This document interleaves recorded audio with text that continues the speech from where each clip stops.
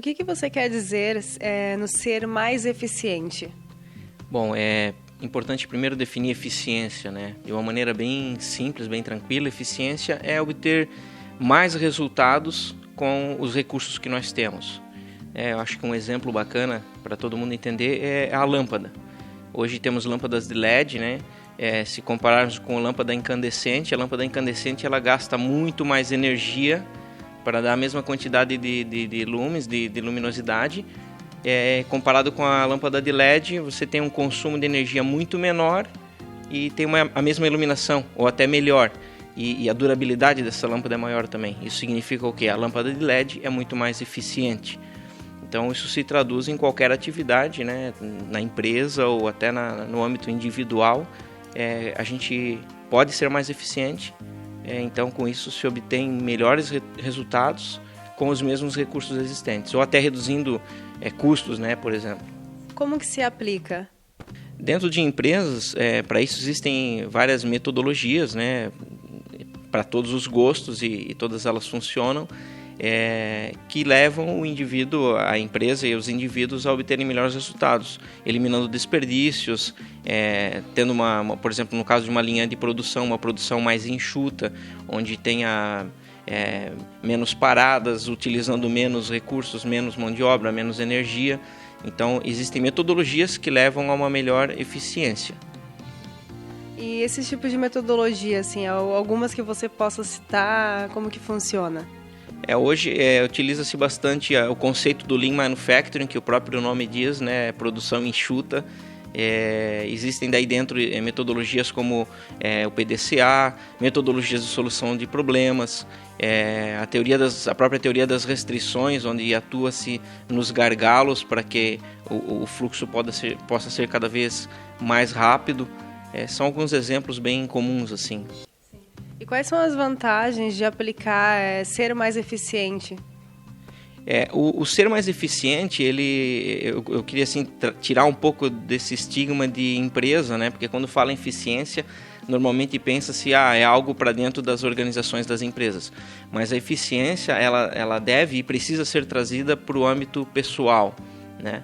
Recentemente, semana passada, saiu uma matéria falando que o profissional americano ele produz para 4 profissionais brasileiros, né? Isso quase que bota o cara em depressão, né? Mas tem muito a ver com isso, com eficiência, né? Das pessoas e das empresas. Não dá para imaginar, por exemplo, um profissional americano carpindo um terreno, ele consegue carpir para 4 brasileiros, né? Não é essa a conta, existem outros fatores, né? Como, por exemplo, a questão da tecnologia envolvida, a questão do segmento de atuação.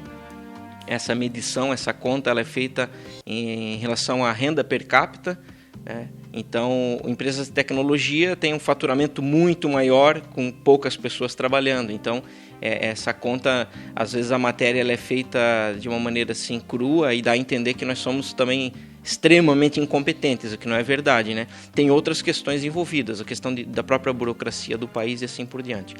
Mas trazendo a eficiência para o âmbito pessoal, a gente pode ter uma melhor qualidade de vida, por exemplo, né? Quando nós conseguimos, com os mesmos recursos, obter melhores resultados na vida como pessoa, na sociedade, é muito importante, né? Então, essa questão da eficiência para o indivíduo, ela traduz em grandes resultados. Como que deve ser este comportamento? Como mensurar? Primeiro a pessoa precisa atentar para isso, né? Saber que eu posso ser mais eficiente na minha vida como pessoa, né? Evitando desperdícios de toda a natureza, desde desperdício de tempo, de recursos.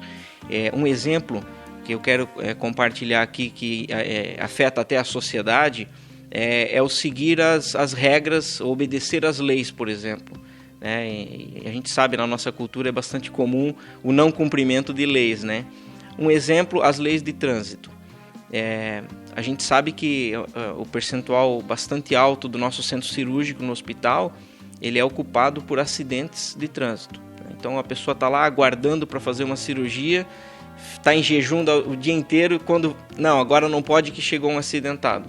Então a ocupação maior é por conta de acidentes de trânsito.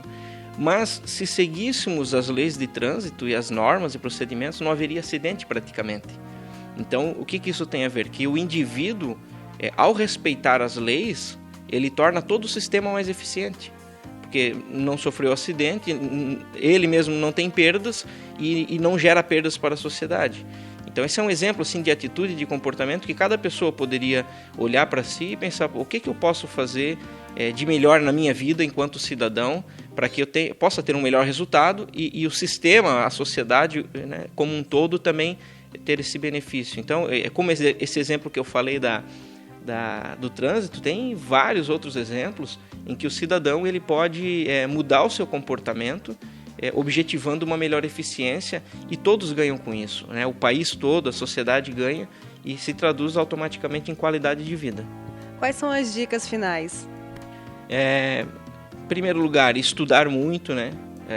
Fala-se muito do governo, que o governo não investe em educação ou em saúde, né? Como esse exemplo que eu citei, que falta hospital, mas também falta um pouco da nossa parte. Estudar, primeiro ponto.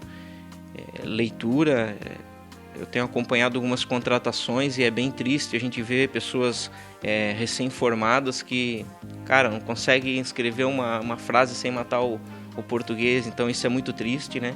Então a recomendação é muita leitura mesmo, estudar. Existem muitas opções até na internet de cursos gratuitos, você pode fazer excelentes cursos gratuitos online. Então é buscar o empenho, que esse é o maior investimento que a pessoa pode fazer em si mesmo, né? Capacitação, treinamento, participar de entidades, participar de grupos para melhorar a sua capacitação, e com isso o resultado certamente vai ser maior, mais eficiente.